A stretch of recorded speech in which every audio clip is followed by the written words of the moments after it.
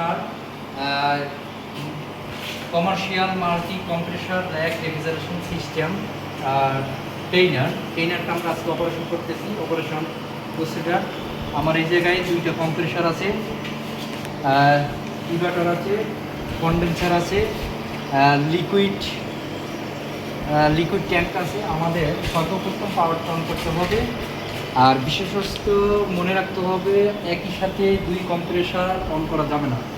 আমাদের সেপারেট দুইটা কম্প্রেসার সেপারেটভাবে আমরা অপারেশন দেখবো।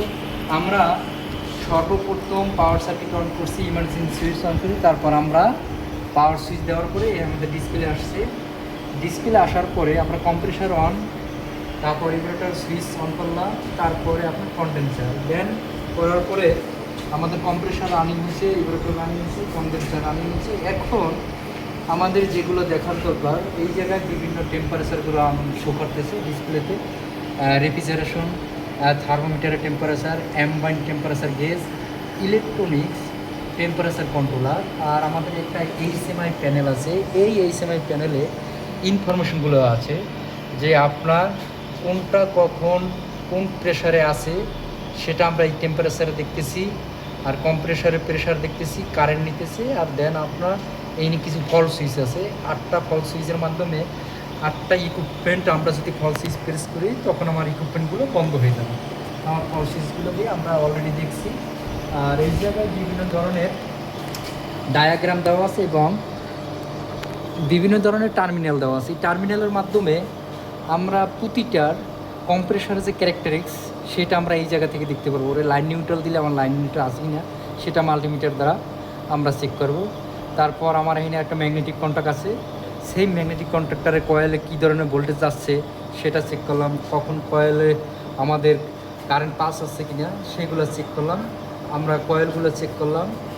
দেন সেইভাবে আমাদের এই যে কারেন্ট, ভোল্টেজ, পাওয়ার একটা মিটার আছে, মিটারগুলো আমরা চেক করবো। এইটা হয়েছে স্টুডেন্টের দেখার জন্য বিভিন্ন ডাটাগুলো আমরা এই জায়গা থেকে বের করতে পারবো। আর আমার এটা হয়েছে সার্কিট ডায়াগ্রাম, একটা জিনিস অপারেশন করার আগে কীভাবে সেটা অপারেশন হবে সেই প্রসিডিউরটা দেওয়া আছে। আর এই জায়গায় আপনার বিভিন্ন গেটওয়ে ভাল্ব আছে, ভাল্বের মাধ্যমে আমরা কম্প্রেসারের যে গ্যাসটা আছে গ্যাসটা আমরা রিলিজ করবো। আর এটা হচ্ছে সাইড গ্লাসের মাধ্যমে আমাদের গ্যাসে কিনা সেটা আমরা মেজার করে নিব সাইড গ্লাসের মাধ্যমে। আমাদের গ্যাস চলতেছে। আর বিশেষত আমাদের এখন আমরা যে প্রসিডিউরটা করছি ইনশাল্লাহ আমাদের প্রসিডিউরটা সার্ভিস, আমাদের প্রেশার দেখতেছি, হাই প্রেশার, লো প্রেশার। আর এই জায়গা থেকে আমাদের এই যে লাইন ভোল্টেজ 220 ভোল্ট আছে। এখন আমাদের কম্প্রেসারে কত কিলোওয়াট নিতেছে টোটাল পাওয়ার সোর্স সেটা দেখলাম।